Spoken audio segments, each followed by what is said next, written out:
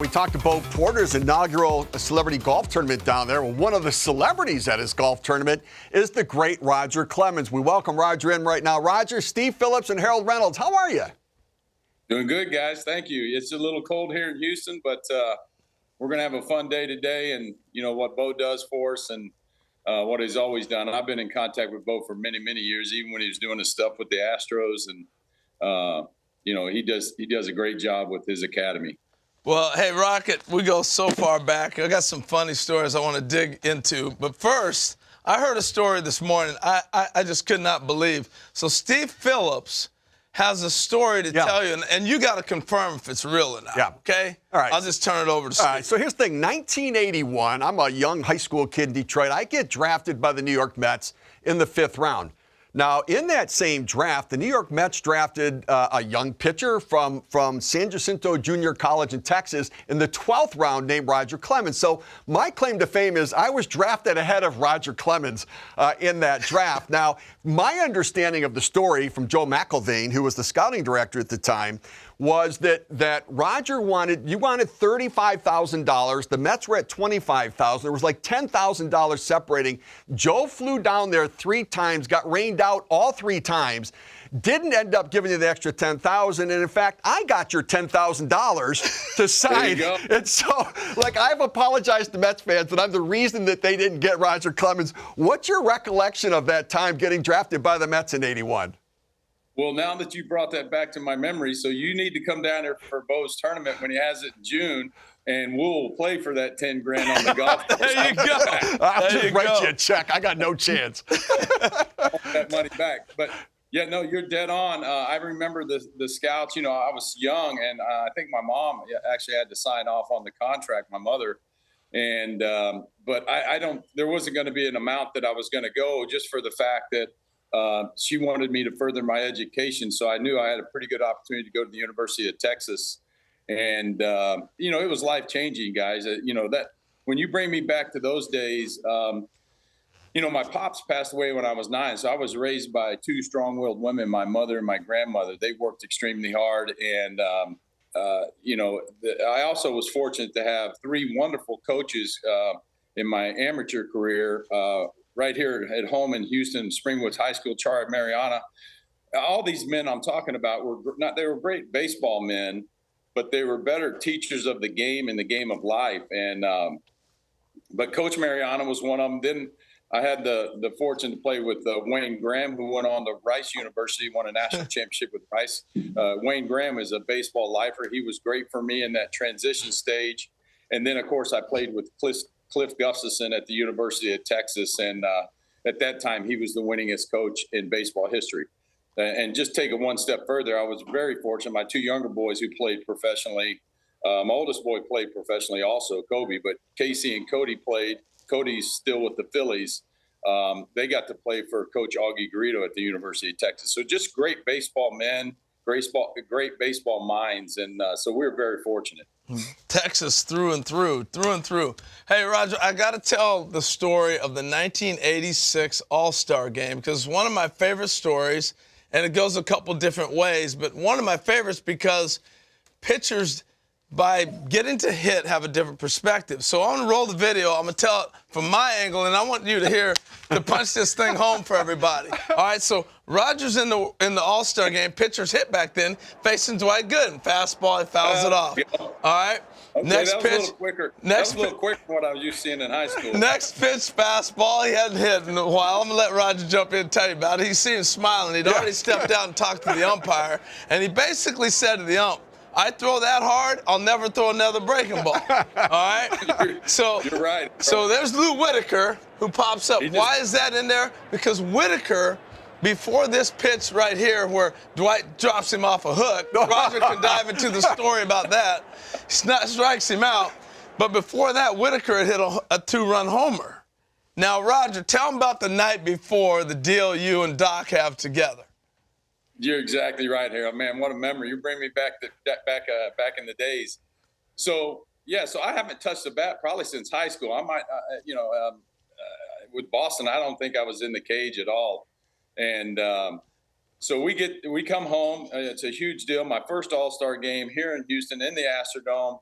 tons of high school friends, family, extended family, trying like heck to get everybody a ticket to get in to watch. And yeah, I mean, so we have the press conference. After the press conference, we're underneath the stadium, and Doc looks at me and goes, hey, I don't know, he called me Heat or Rocket, whatever he said, but he said, straight up tomorrow. And I go, I have no idea what you're talking about, dude. And we both throw, 97, 98 miles an hour at that age, and we're both breaking on the scene big time, whatever. And I go, what are you talking about? And he goes, straight up tomorrow. And I go, Doc, I don't know. He goes, we're going to hit. And when we face each other, just straight up, straight gas. Just, I said, all fastballs. I go, heck yeah, I'm good with that. I have no problem with that. So he throws one. I know heater's coming. I'm still a day and a half late. As you see, I fouled it over the dugout. And then I'm smiling because I haven't seen a fastball change gears. When somebody's throwing that hard, when it gets to the dirt area of home plate, it hits another gear. Yeah. That one about right there, it looked like it was another batter's box. So anyway, I think Doc forgot what was going on because, like you said, Sweet Lou just hit a 2-run homer off him to put me in the winner's circle. And so I'm ready. I'm going to get the bat. I'm going to get the head out on this next fastball. And he drops Uncle Charlie on me, that curveball. And when he let go of it, I thought it was headed towards my ear flap.